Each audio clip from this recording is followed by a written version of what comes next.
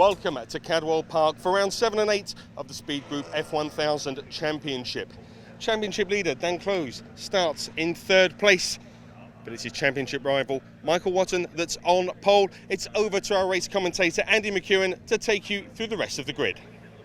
Yes, thank you very much, Lloyd, and we've got a very interesting set of races coming your way here from Cadwell Park. It's Michael Watton and Paul Butcher on the front row for race number 1, with championship leader Dan Close with Alok Iyengar alongside him on row 2. Then it's Al Bolton and Adam Walker ahead of Peter Legge and Alwyn Rhodes-Mays making his debut.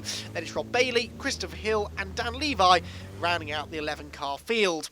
Well, the cars lining up on the grid then. It is the reigning champion Michael Watton on pole position, on board with Alistair Bolton for the start. The lights go out and we are away and racing. And who will get the best jump from the front of the grid? It's going to be fairly close, I think, between the top 3 on the run down towards the first corner. Watton in the middle there, Butcher around the outside will go second, and Dan Close in the green car slots in line in 3rd. So they will still be in the same order as they started, but it was all very close indeed into the first corner. Now remember, Dan Close, courtesy of Michael Watton's mechanical dramas last time out at Snetterton, the green number 8 car there running in 3rd place, is leading the championship coming into this weekend at Cadwell Park, and there are only 2 races this weekend as well, so he will be looking to try and just hang on to that championship lead over the course of the 2 races here in the northeast of the country and lead the championship into the mid-season point. And a quick look there at the number 45 car of Alistair Bolton. This is Peter Legge, who is dicing away a bit further down the order. Peter in the number 9 car, the 76-year-old veteran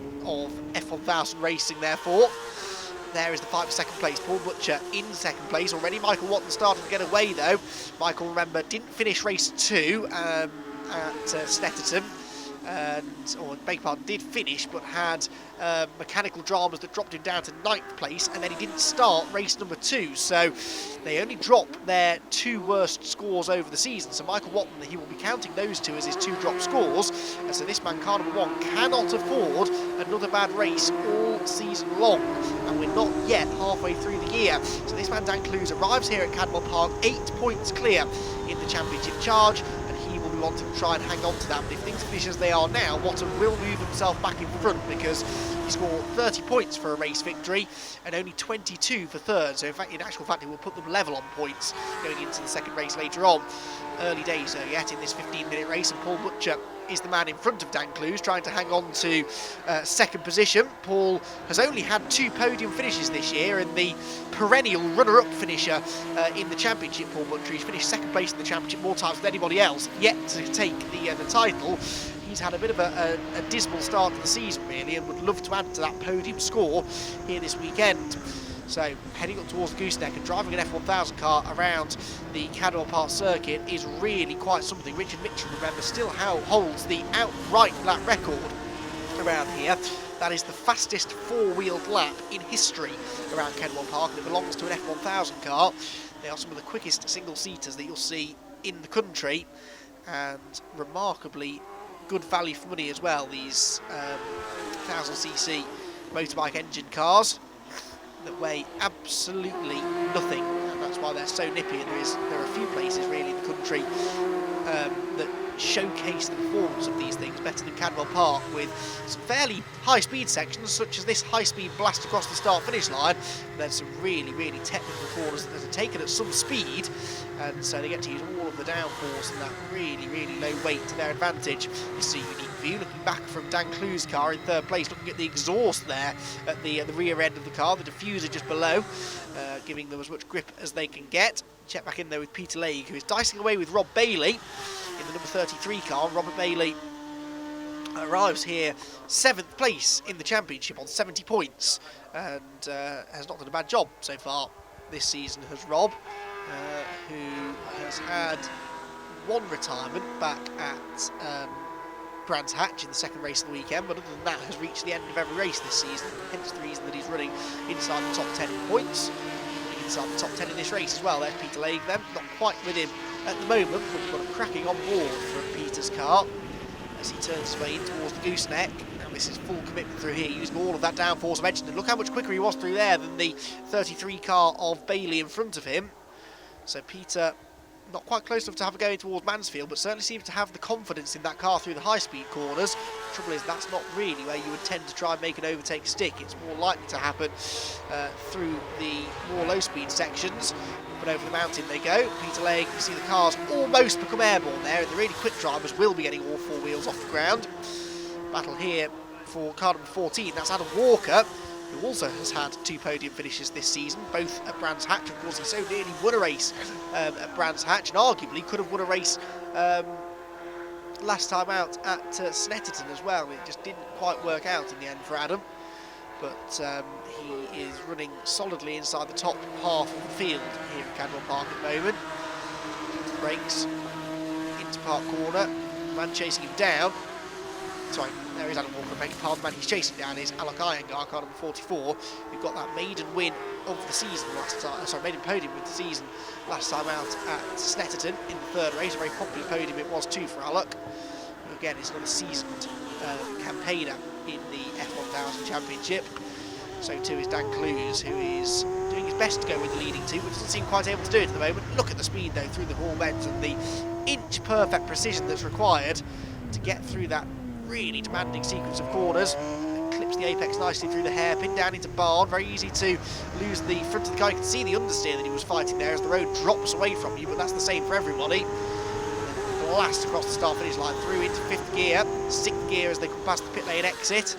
Oh, I was hoping we'd hang on board there through Coppice Corner to see whether they were doing it flat out, because you can take Coppice flat out if you've got the setup right. Like Alec Iyengar was near enough flat out there as he drifted right to the edge of the road. There is the man of the moment, Michael Watton, leading the way, doing everything he can to get this championship lead back. Let's see if he takes some air as they come over the mountain. No, he's keeping it fairly reserved for the time being. I think it's true of most of them in this first race. Trying to keep their powder dry ahead of what is always an entertaining reversed grid race for race 2. And around a narrow circuit such as Cadwell Park, where it really isn't that easy to overtake, it's going to be particularly frenetic, I think, that reverse grid race later on. Back across the line goes Watton, and his lead is ever increasing now over Paul Butcher in 2nd place, who will just be happy to get to the end of this one after a few mechanical dramas for Paul this year. Back with Peter Legg again as he turns his way through towards the end of another lap, and he continues to close in on Robert Bailey, but hasn't yet been able to find a way past the number 33 car. And Rob Bailey, the 43-year-old from Nottingham, who is a builder and property developer, is Rob. Lists his hobbies as including drinking beer, you and me both, squash, running, converting old underloved buildings and turning them into homes for people. So there we go. He does several good deeds in his day job, does Rob Bailey, and then enjoys going and blasting around circuits at incredibly high speeds in F1000 cars of the weekend. Not a bad hobby to have. Turns his way back through Charlie's again now then. He is in only his 2nd season of F1000 racing is Rob Bailey. Peter Legg is not in his 2nd season of F1000 racing. He's been doing this for quite some time, and he's closing in on Rob as they go towards the top of the hill. Peter has a little look to the inside. There's no way through there. He's just a bit too far back from Rob Bailey. This will be Rob's first full season in the championship after dipping his toe in the water at the end of last season at Donington Park. Peter Legg, though, there's a sense of inevitability about this. He does look quicker than Bailey. It's just a case of finding the opening to make the move stick. Not down into Mansfield that time. What about, well, through this next sequence of corners, it really is just single file. You can see the camber there as they turn into the mountain. Now, that was more like it for Peter. All 4 wheels were briefly off the ground there as he came over the mountain and back through the hall bends into the hairpin, but all of that airborne action doesn't actually make you go any quicker. It just looks good. When you walk around Cadwell Park circuit, you can see the indentation that gets left on the circuit from the cars and indeed bikes, of course. The superbike races here at Cadwell Park, one of the headline events of the year. And you can see where the cars and bikes land, and they cut little ruts in the road, and you don't really notice that until you get a chance to go and walk the circuit. If you ever are on a racetrack, be it spectating or competing, well worth going and having a walk round on Friday or Saturday evening after close of play. because there are things that you only notice up close and personal that the TV pictures really don't do justice. For example, just how steep that hill is up the park straight.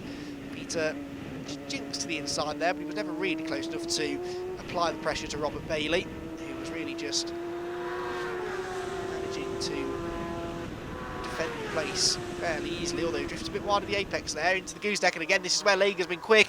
Look at the extra speed that Peter carries through the corner. Bailey thought about defending into Mansfield, but realised that Peter probably wasn't really close enough to make him really sweat.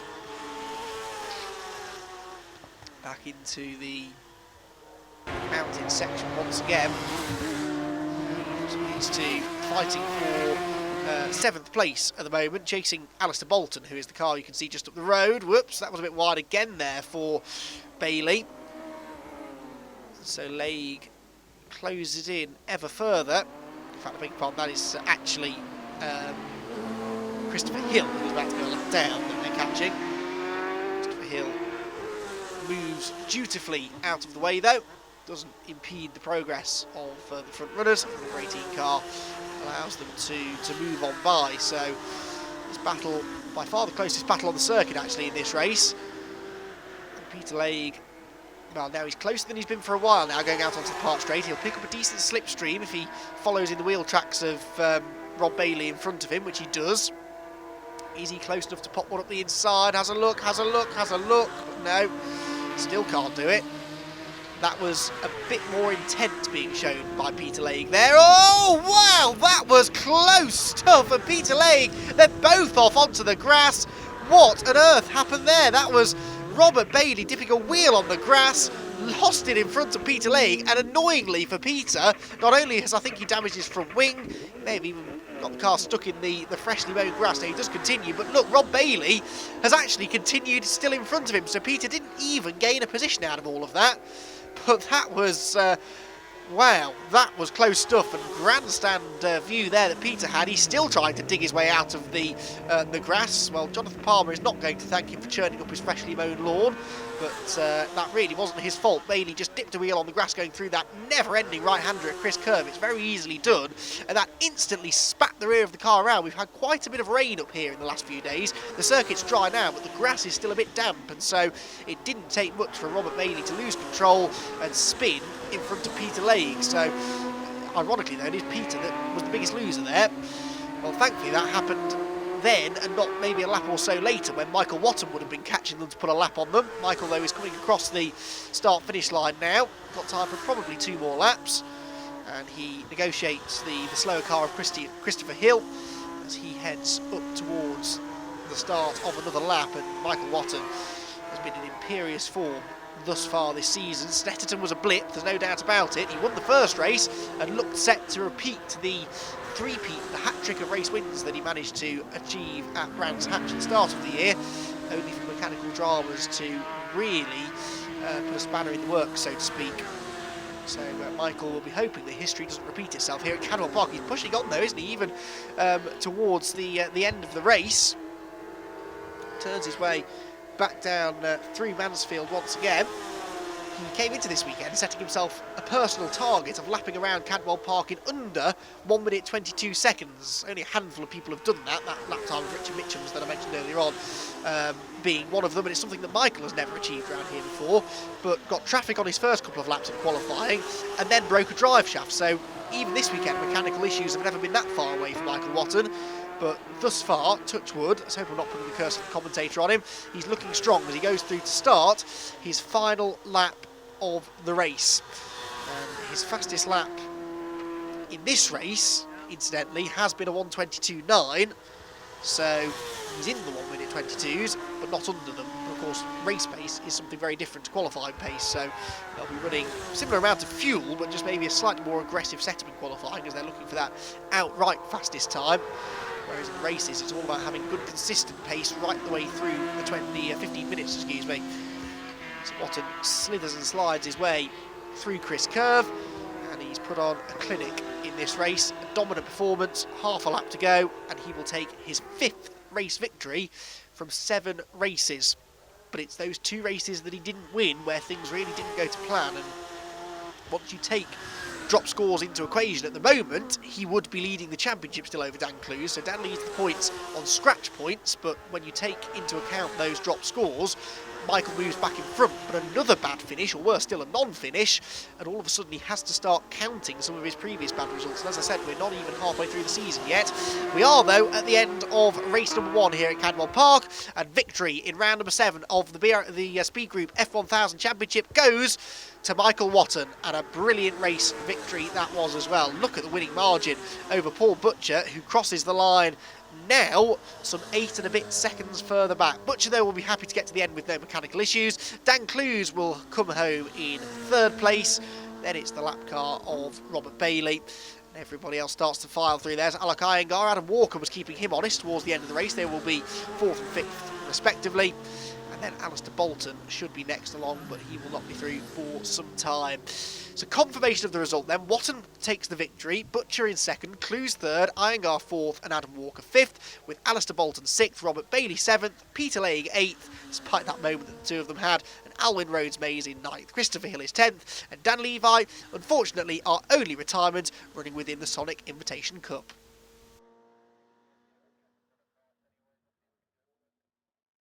Mike lights the flag, but racing here is a little bit tight, a little bit close. Yeah, it is very tight here. It's a difficult circuit to pass, so I really wanted to get in the lead on the first lap. And the start was quite even between the three of us, although probably I made the worst. But I just about had enough for turn 1, and I really pushed hard the first 2-3 laps to pull a gap. And then after that, I was trying to judge where everyone else was, manage my own car, and yeah, really happy to get the win. We've had a niggly weekend with problems, so to get the car prepped and ready for this race is really good. Looking forward to race 2? Yeah, starting P8 from the reverse grid, so that'll be really interesting round here because it's so difficult to pass and so tight. So I think maybe discretion will be the better part of valour early on in that one. Just try and survive the first 2-3 laps and then race on from there. Well, congratulations once again. We look forward to seeing you out there tomorrow. Yeah, thank you very much. Paul, tough race out there. Not really much you could do about Mike in front of you, but you were able to keep down behind as well. Yeah, I was annoyed with myself because I got a really good first metre of my start and then bogged down. And if I hadn't bogged down, I probably would have had Mike off the start. And if I'd gone in front of him at the start, there was a real chance I could have held him behind. But hey, it didn't happen. No, and it's overtaking here is really tight. It's difficult. It's a tight track. Yeah, but he's going to be behind you tomorrow. He is going to be behind me tomorrow, but as he said, it's a reverse grid, and reverse grids are always a bit tight. You just have to hope that the gaps open up for you and they go your way or they don't. Well, congratulations once again on your podium. We look forward to seeing you out there on track tomorrow. Thank you very much. Cheers.